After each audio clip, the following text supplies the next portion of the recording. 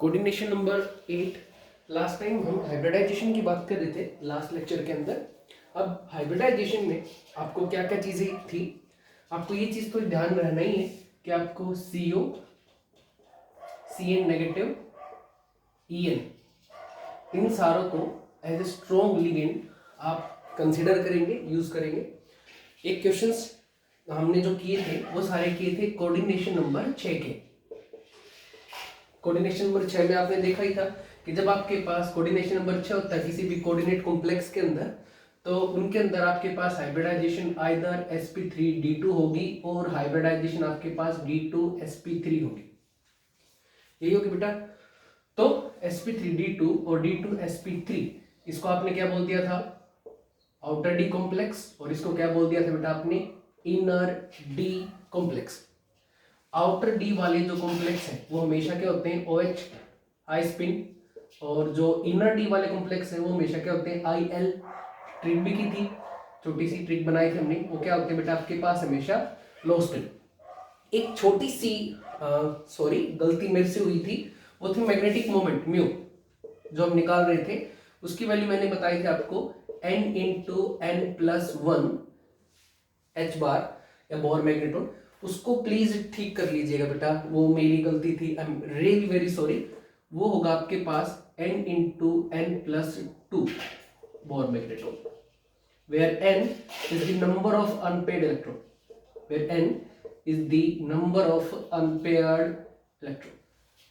ठीक है, तो जब भी आपके पास वैलेंस बॉन्ड थ्योरी का नाम आया है कभी भी, तो आपके दिमाग में एक सीधी इमेज आ गई है, valence bond theory is equal to hybridization. Hybridization means intermixing, किसकी, एटॉमिक ऑर्बिटल्स की। क्या बनाने के लिए, हाइब्रिड ऑर्बिटल्स बनाने के लिए। और हाइब्रिड ऑर्बिटल्स की क्या खासियत है, जो उनकी एनर्जी सेम है और आपके पास वो सिमेट्रिकली भी एग्जैक्ट ऑलमोस्ट सेम होते हैं। जब सेम सिमेट्री सेम एनर्जी के ऑर्बिट कोवेलेंट बॉन्ड बनाते हो, इंटरमिक्स होते हैं, तो इनका एक्सटेंट ऑफ ओवरलैप काफी हाई होता है, और इसलिए आपके पास वैलेंस बॉन्ड थ्योरी आती है। वैलेंस बॉन्ड थ्योरी का ये बात ध्यान रखना कि भाई वैलेंस बॉन्ड थ्योरी अगर आप कोऑर्डिनेशन में पढ़ रहे हो तो आप ऑब्वियसली ये बात मान के चल रहे हो कि कोऑर्डिनेट बॉन्ड जो है वो आपके पास बिल्कुल वैसे ही बिहेव कर रहा है जैसे कि आपके पास एक कोवेलेंट बॉन्ड। तो इन शॉर्ट कोऑर्डिनेट बॉन्ड की कोवेलेंट नेचर आपके पास वैलेंस बॉन्ड थ्योरी समझाती है। तो आपके पास ये पॉइंट्स अब तक हो गए थे। अब कोऑर्डिनेशन नंबर 4 के ऊपर हम बात करते हैं। कोऑर्डिनेशन नंबर 4 के उस दिन क्वेश्चंस नहीं हुए थे, तो कोऑर्डिनेशन नंबर 4 के कुछ क्वेश्चंस देखते हैं।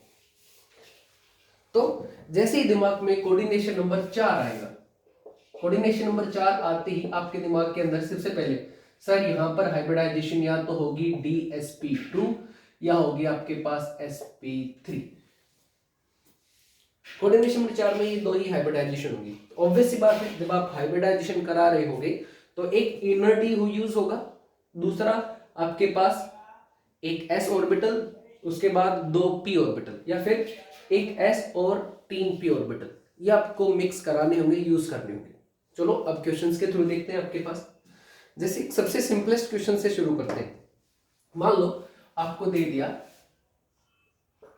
FeCl4 2 नेगेटिव, क्या क्या करना है, इसका भाई नेम बताओ, इसका क्या नाम है, इसके अंदर हाइब्रिडाइजेशन बताओ, इसकी शेप बताओ।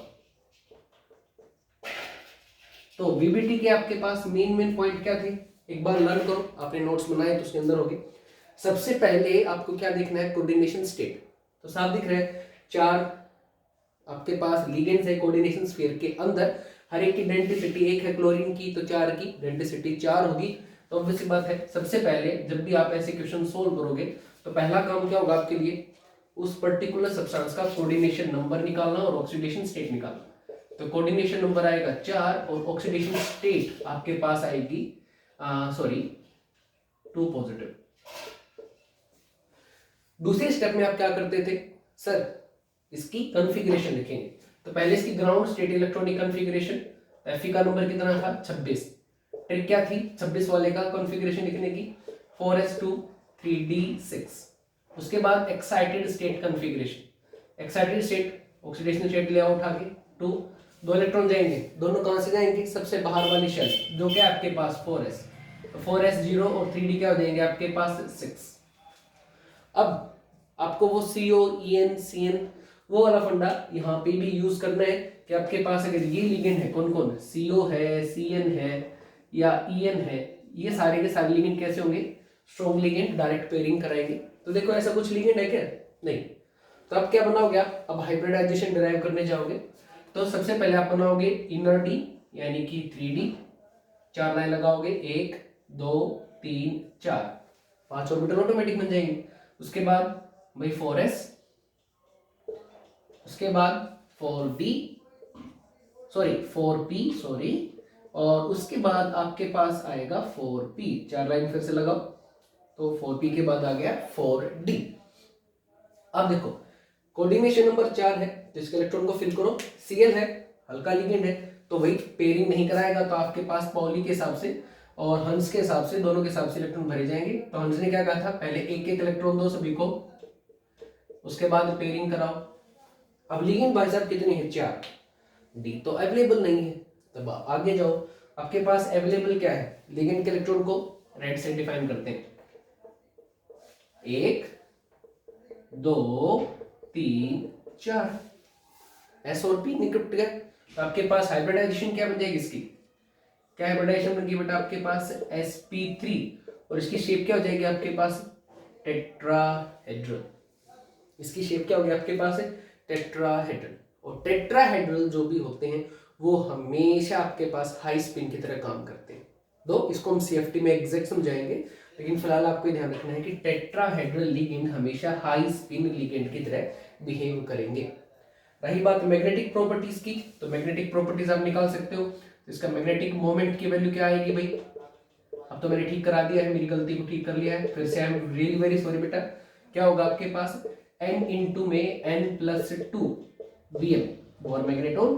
n की वैल्यू कितनी है भाई, यहाँ पर आपके पास 4 मल्टीप्लाइड बाई आपके पास 6, कितना हो जाएगा, स्क्वायर रूट 24 या अप्रोक्सीमेटली 24, अप्रोक्सीमेटली 4.8 के आसपास आएगा, तो मैं अप्रोक्सीमेटली इसको बोल देता हूँ भाई 5 के आसपास। ठीक है जी, तो आपके पास ये वैल्यूज आ जाएंगी इसके अंदर, किस चीज की भाई, जो जो डाटा आपसे पूछा गया है उस चीज का। टेट्राहेड्रल पहले बताया था हमेशा क्या होगा आपके पास है, हाई स्पिन। टेट्राहेड्रल हमेशा ही आपके पास क्या होगा बेटा, हाई स्पिन कॉम्प्लेक्स। हो जाएगा, बिल्कुल हो जाएगा, इजी था। अब और क्वेश्चंस उठाते हैं बेटा, कोऑर्डिनेशन नंबर 4 के अंदर कुछ अच्छे अच्छे केसेस बनेंगे। जैसे अगला क्वेश्चन लेके चलते हैं, अगला क्वेश्चन लेके चलते हैं, just imagine NiCN4 2 negative, NiCN4 2 negative. फिर से वही काम करेंगे, कोऑर्डिनेशन स्टेट चेक करेंगे, 4 है, अरे साइनाइड मोनोडेंटेट लिगेंड है, 4 है तो डेंटिसिटी कितनी हो जाएगी इसकी, बिल्कुल 4 हो जाएगी। तो आप इसको आराम से क्वेश्चन को बना सकते हो। सबसे पहले इसकी लिखोगे आप कोऑर्डिनेशन नंबर, कितना आ गया भाई आपके पास 4, क्योंकि बोर्ड है आपको लिखना आना चाहिए। उसके बाद इसके ऑक्सीडेशन स्टेट कितनी आएगी आपके पास, कैलकुलेट कर लो 2। उसके बाद इसकी कोऑर्डिनेशन स्टेट के बाद इसका इलेक्ट्रॉनिक कॉन्फ़िगरेशन, पहले ग्राउंड स्टेट, तो आपके पास निकल है, निकल का नंबर सबको पता है कितना होता है, हाँ जी 28। कॉन्फ़िगरेशन क्या होगी, ट्रिक से आगे वाला इसके अंदर डाल दो, पीछे वाला डी के अंदर, तो 4s2 3d8। अब ग्राउंड स्टेट से आपके एक्साइटेड स्टेट पे आओ, निकल +2 कितना हो जाएगा, 4s0 3d8। अब लिगेंड की बात करो, लिगेंड कौन सा है, CN। तो जब आप हाइब्रिडाइजेशन ड्राइव करने जाओगे तो ऑब्वियस बात है आपको ये पता होना चाहिए कि भाई साहब के पास पावर है टू पेयर अप। तो ये हंस रूल को आपके पास फॉलो नहीं कराएगा कि सबके अंदर पहले एक एक डालो फिर पेयरिंग कराओ, ये क्या कहेगा भाई पेयरिंग करा दे सीधी, तो बस करा दो। तो आपके पास कैसे हो जाएगा, बनाओ भाई डायग्राम, 1 2 3 4, उसके बाद आपके पास 4s, फिर आपके पास 4p, और सबसे लास्ट में आपके पास 4d। ये आ गया आपके पास इनर d, ये आ गया 4s, यहाँ 4p और ये 4d। तो सबसे पहले इलेक्ट्रॉन किसके फिल करोगे, मेटल के। लिगेंड कौन है, साइनाइड। पेयरिंग कराएगा, यस याद रख रखा है हमने पहले से, 1 2 3 4 5 6 7 8। ओके जी। अब आपको कोऑर्डिनेशन नंबर 4 में अगर इनर डी मिल जाए तो ऑब्वियस सी बात है एनर्जी उसकी कम है, स्टेबिलिटी वो ज्यादा देगा। तो पहले इलेक्ट्रॉन लिगेंड के किसके अंदर आएंगे, अगर डी अवेलेबल है तो बिल्कुल डी में आएंगे जी, डालो भाई डी के अंदर, हो जाएगा। उसके बाद किसके अंदर आएंगे, एस के अंदर। 4 चाहिए था ना कोऑर्डिनेशन स्टेट के अंदर, तो आपके पास 2 तो ऑर्बिटल आ गए, 4 के लिए कितने और चाहिए, 2 और ऑर्बिटल 4p से मांग लो। तो हाइब्रिडाइजेशन क्या हो गई भाई, DsP2, और DsP2 की शेप कैसे हो जाएगी आपके पास, स्क्वायर प्लेनर। कैसा मॉलिक्यूल है आपके पास ये, सर इसके अंदर तो सारे पेड़ हैं, तो ये भाई साहब आपके पास डायमैग्नेटिक हो जाएगा, पैरामैग्नेटिक नहीं रहेगा। तो मैग्नेटिक मोमेंट ऑब्वियसली बात इसका क्या हो जाएगा, 0। आईयूपैक नेम तो लिख ही दोगे पिछले वाले का, टेट्राक्लोरिडो फेरेट 2 आयन, इसका नाम क्या होगा, टेट्रासाइनिडो निकलेट 2 आयन। ठीक है जी। अब इससे बिल्कुल मिलता जुलता क्वेश्चन वो आप आराम से खुद कर लोगे।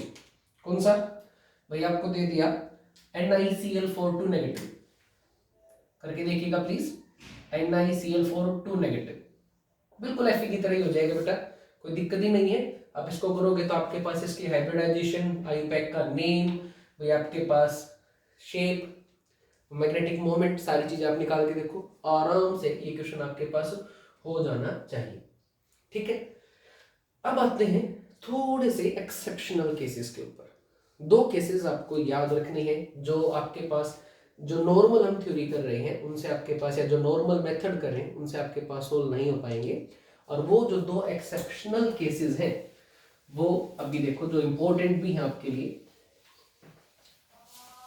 केस नंबर 1 एक्सेप्शनल केसेस है, इंपॉर्टेंट है, प्लीज नोट डाउन कर लीजिएगा, ये बहुत इंपॉर्टेंट है, आपके काम आएंगे। Case number 1 NiCl4 tetra carbonyl निकल, भाई साहब ऑक्सीडेशन स्टेट 0 है, इस पे ध्यान दीजिएगा, आपके पास NiCl4। ठीक है, तो भाई इसको बनाने की जरूरत नहीं होती क्योंकि इसकी ऑक्सीडेशन स्टेट ऑब्वियस सी बात है 0 ही है। अब लेके चलते हैं, होना क्या चाहिए था, होगा क्या। तो सबसे पहले बनाओ भाई, इसकी ऑक्सीडेशन स्टेट निकालो, 0, x प्लस 4 मल्टीप्लाइड बाई 0, और मॉलिक्यूल न्यूट्रल है तो 0, तो ये 0 आएगी भाई, कैलकुलेट कर लेना। कोऑर्डिनेशन नंबर, बिल्कुल सर एग्जैक्ट ठीक बोले, 4 मोनोडेटेड लिगेंड है सारे के सारे। अब मुद्दे पे आओ, अब निकालते हैं इसकी आपके पास हाइब्रिडाइजेशन, जिसके लिए आपको सबसे पहले लिखनी पड़ेगी इसकी इलेक्ट्रॉनिक कॉन्फ़िगरेशन EC। तो भाई निकल का नंबर वही है जो पहले था 28, कॉन्फ़िगरेशन क्या हो जाएगी 4s2 3d8 हो जाएगी, बिल्कुल। एक्साइटेड स्टेट क्या होगी, ये तो ग्राउंड स्टेट है, जब आपके पास ये आयन में कन्वर्ट नहीं हुआ, और दिक्कत ही है इसकी तो ऑक्सीडेशन स्टेट 0 है, तो इसकी ग्राउंड स्टेट कॉन्फ़िगरेशन और excited state configuration are going to be the same. तो बेटा जी अब इसका हाइब्रिडाइजेशन डिराइव करने चलते हैं, चलो देखते हैं, दिमाग में कुछ कुछ आ ही गया होगा क्या। अब तक आपने कोऑर्डिनेशन नंबर 6 के और कोऑर्डिनेशन नंबर 4 के जितने भी क्वेश्चंस किए हैं उनके अंदर एक कॉमन पॉइंट था भाई, क्या, एस के अंदर इलेक्ट्रॉन नहीं थे, इसके अंदर लिगेंड के इलेक्ट्रॉन थे। अब की बार देखो, कार्बोनिल स्ट्रॉन्ग लिगेंड है, बिल्कुल स्ट्रॉन्ग लिगेंड है, आपके पास इलेक्ट्रॉन कैसे फिल करेगा, कराते हैं, 8 है, 8 के 8 डी के पेयर अप होंगे, हम्स रूल को फॉलो नहीं करेंगे सॉरी। उसके बाद एस के अंदर इलेक्ट्रॉन आएंगे, बिल्कुल आएंगे, डाल दिए भाई, एस के अंदर इलेक्ट्रॉन भी आ गए। अब हाइब्रिडाइजेशन कराओ, क्या होगी, तो दिमाग कीजिएगा सर एक डी अवेलेबल है, ये आ गया, 3 ये DP3, अरे ये तो हाइब्रिडाइजेशन अपने सिलेबस की है ही नहीं, DP3 नाम का तो कुछ अब तक देखा ही नहीं।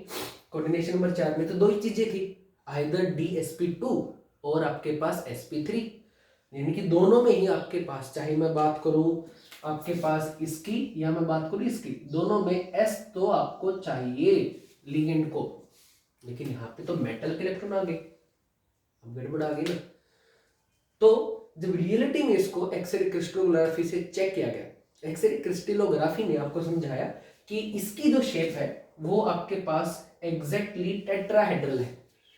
टेट्राहेड्रल शेप कैसे आएगी भाई, तो सोचने का मुद्दा हो गया। तो पता चला कि रियलिटी में ये जो इलेक्ट्रॉन्स हैं ये यहां से यहां ट्रांजिट हो गए थे बॉन्ड बनाते वक्त, यही एक्सेप्शन है। आपको कैसे पता चलेगा कौन कब कौन शिफ्ट करेगा कौन नहीं करेगा, तो यहाँ फिलहाल आपको यह चीज याद रखनी पड़ेगी कि ये इलेक्ट्रॉन एक्चुअली में यहाँ शिफ्ट हो गए हैं और आपकी जो नई कॉन्फ़िगरेशन बनेगी वो बनेगी कुछ इस टाइप से, और ये जो है अब अवेलेबल हो गई है। तो आपके पास जो हाइब्रिडाइजेशन बनेगी वो हाइब्रिडाइजेशन क्या बनेगी आपके पास, वो हाइब्रिडाइजेशन कुछ इस टाइप से सॉरी लिगेंड के है तो क्रॉस से समझाया मैंने स्टार्टिंग से, तो 4 लिगेंड तो 4 पेयर, और हाइब्रिडाइजेशन क्या होगी आपके पास sp3, तो शेप इसकी क्या हो जाएगी टेट्राहेड्रल। तो इसके अंदर आपको लर्न करने का पॉइंट यही था, ये ट्रांजिशन आपके पास एक्सेप्शनल केस है आपके पास, जो आपको ध्यान रखना पड़ेगा कि भाई आपके पास 4s के इलेक्ट्रॉन 3d के अंदर ट्रांजिट कर गए हैं जब लिगेंड के इलेक्ट्रॉन आ रहे थे, और आपके पास हाइब्रिडाइजेशन क्या हो जाएगी इसकी sp3। अगला एक छोटा सा एक्सेप्शन केस प्रदीप की बुक के अंदर है बेटा, ये आपके पास वो है NH3 और पॉजिटिव।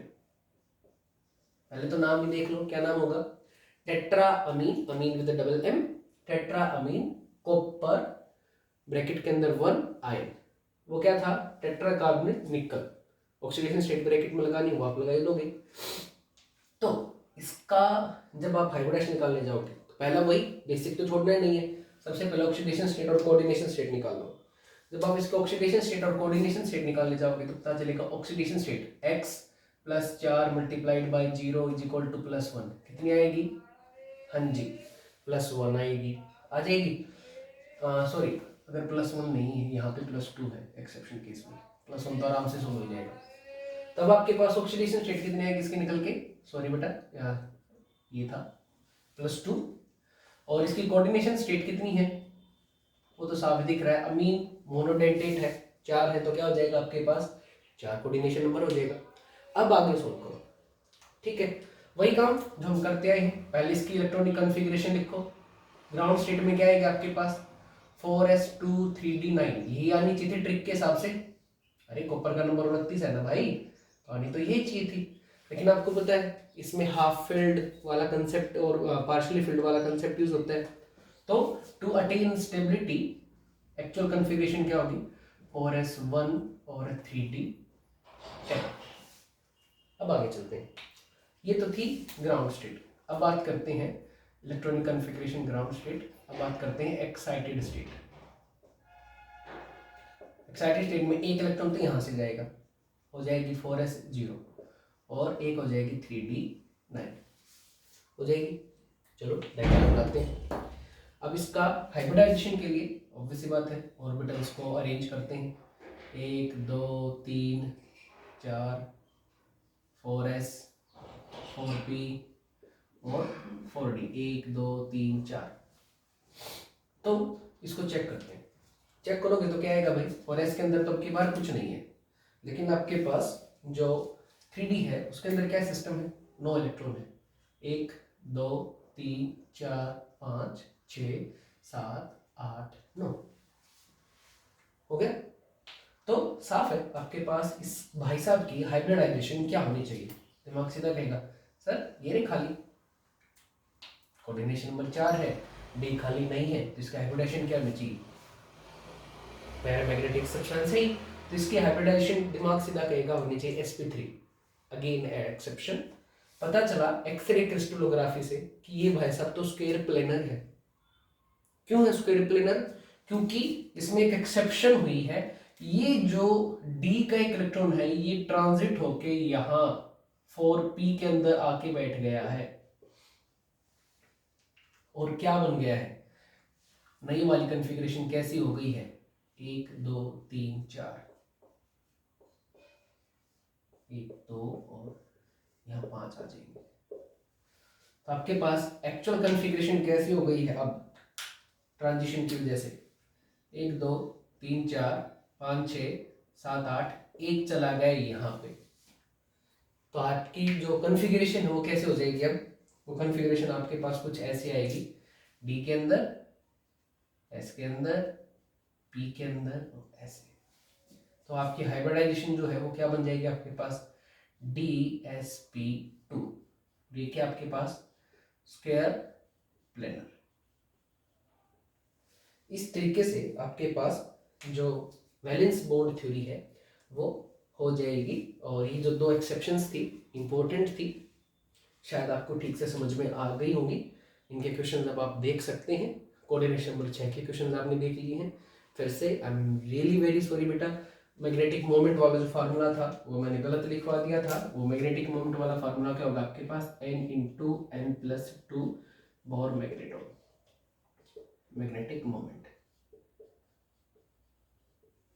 इसके अंदर आपके पास थोड़ा सा रिवर्स भी हो सकता है। जब हम कर ही रहे तो थोड़ा सा इसको हल्का सा देखते हैं, एक आधी जगह पे आपके पास काम आ सकता है। कई बार आपके पास मैग्नेटिक मोमेंट से आप अनपेड इलेक्ट्रॉन के बारे में पता कर सकते हैं, और अनपेड इलेक्ट्रॉन से कई बार ज्योमेट्रीज प्रिडिक्शन में काम आती है। फिलहाल हम ये बात करते हैं कि भाई मैग्नेटिक मोमेंट से अनपेड इलेक्ट्रॉन का पता कैसे चलेगा। तो कैलकुलेशन तो आप करके पता कर ही सकते हो। मैं आपको एक सिंपल सी एक जनरलाइजेशन सी बताता हूँ, एक अप्रोक्सीमेशन कह लो, एक ट्रिक कह लो, जिससे आपको पता चल जाएगा कि किसी के अंदर अनपेड इलेक्ट्रॉन कितने हैं। तो पहले लेके चलते हैं। अनपेड इलेक्ट्रॉन मान लो हाँ 1, तो आपके पास जो मैग्नेटिक मोमेंट होगा, अनपेड इलेक्ट्रॉन और मैग्नेटिक मोमेंट, और फार्मूला क्या था फिर से ठीक लिखते हैं, n × n+2। अनपेड इलेक्ट्रॉन है 1, तो मैग्नेटिक मोमेंट क्या होगा, 1 × 3 √3। अनपेड इलेक्ट्रॉन है 2, तो क्या होगा 2 × 4 √8। 3 होगा तो क्या होगा 3 × 5 √15। 4 होगी तो क्या होगा आपके पास 4 × 6 √24। 5 हो गया तो क्या होगा √35। डी के अंदर 5 ही मैक्सिमम पेड़ आ पाएंगे, उसके हिसाब से मैं क्वेश्चन करा रहा हूँ आपको बेटा। तो 3 की वैल्यू अप्रोक्सीमेट सोल्व करो 1.72। ये √9 कितना होता है 3, तो अप्रोक्सीमेट 3 के आसपास है। √16 क्या होता है 4, तो ये वैल्यू अप्रोक्सीमेट 4 के आसपास है। 24 क्या होता है बेटा आपके पास 5, हाँ 25 सॉरी, √25 क्या होता है अप्रोक्सीमेट 5, तो ये वैल्यू अप्रोक्सीमेट किसके आसपास हो जाएगी 5। और 36 का √6, तो √35 कितना हो जाएगा अप्रोक्सीमेट 6 हो जाएगा। अब यहां से आपको अनपेड इलेक्ट्रॉन, ये वैल्यूज आपके पास आ गई, अनपेड इलेक्ट्रॉन कैसे आएंगे, तो वही आसान है, बस एक सिंपल सी चीज करनी है, आपको -1 करके अप्रोक्सीमेशन ले लेना है। जो भी आपके पास वैल्यूज आई उसमें से -1 कर दो, that is the unpaired electron. जैसे किसी क्वेश्चन में आ गया कि भाई आपके पास √24 है आपके पास मैग्नेटिक मोमेंट की वैल्यू, इसके अंदर कितने सारे आपके पास अनपेड इलेक्ट्रॉन है, तो 24 का 3 कहेगा 5 5 25, तो भाई इसका आपके पास कितना होना चाहिए मैग्नेटिक मोमेंट 25 के हिसाब से, तो भाई अप्रोक्सीमेटली 5 के आसपास होना चाहिए। तो आपके पास अनपेड इलेक्ट्रॉन कितने होंगे -1 कर दो, तो आप कैलकुलेट करके निकाल सकते हो कि 24 कैसे बनेगा 4 × 6 से बना होगा, तो अनपेड इलेक्ट्रॉन कितने हो जाएंगे 4। मर्जी आपकी है, ट्रिक वरिक के मुकाबले में तो आप कंसेप्ट से चलो, that will be the best thing. But फिर भी अगर आप शॉर्टकट में लेना चाहो तो जितने भी अनपेड इलेक्ट्रॉन है सब में से 1 घटा दो, वही चीज आ जाएगी। 1.72 में से 1 घटा दो अप्रोक्सीमेट 1 ही आएगा, 3 में से 1 घटा दो 2 ही आएगा, 4 में से 1 घटा दो 3, 5 में से 1 घटा दो 4, 6 में से 1 घटा दो। तो जितने अनपेड इलेक्ट्रॉन आपके पास मैग्नेटिक मोमेंट की वैल्यूज में आएंगे वो कितने होंगे, मैग्नेटिक मोमेंट की वैल्यू में से 1 घटा दो। और अगर आपको ये अनपेड इलेक्ट्रॉन पता है तो आपके पास कई बार ये पता चल जाएगा कि हाइब्रिडाइजेशन क्या रहेगी, क्योंकि अनपेड इलेक्ट्रॉन है तो उसी बात आपको पता रहेगा ना कि आपका लिगेंड स्ट्रॉन्ग की तरह काम करता है वीक की तरह। यही तो वीबीटी ने समझाया था मैग्नेटिक मोमेंट के थ्रू। 2 एक्सेप्शंस है NiCO4 में, ये आपके पास टेट्रामीन कॉपर 1 के अंदर, ये आपके पास ये फेल हो गई थी, लेकिन फिर भी इसने कई सारे कंसेप्ट इसी के थ्रू समझाए थे। तो विद दिस हमारी वीबीटी इज ओवर। तो वीबीटी में एक्सेप्शंस क्या है, कलर के बारे में कुछ नहीं बताया, मैग्नेटिक मोमेंट भी बहुत डिपेंड रही है, लेकिन मैग्नेटिक मोमेंट भी एग्जैक्ट नहीं था, ठीक है आपके पास। तो ये हाई स्ट्रॉन्ग फील्ड लिगेंड और वीक फील्ड लिगेंड तो हमने तो यूज किया क्वेश्चन सोल्व करने के लिए, लेकिन वीबीटी ने नहीं समझाया था कि कौन सा लिगेंड स्ट्रॉन्ग की तरह काम करेगा, कौन सा वीक की तरह काम करेगा। तो ऐसे छोटे छोटे पॉइंट्स वीबीटी ने नहीं समझाए। पेयरिंग हुई है तो क्यों हुई है, पेयरिंग नहीं हो रही तो क्यों नहीं हो रही, तो इन पॉइंट्स को समझाने के लिए आपके पास अगली थ्योरी की जरूरत पड़ेगी, and that will be CFT. Thank you and practice it.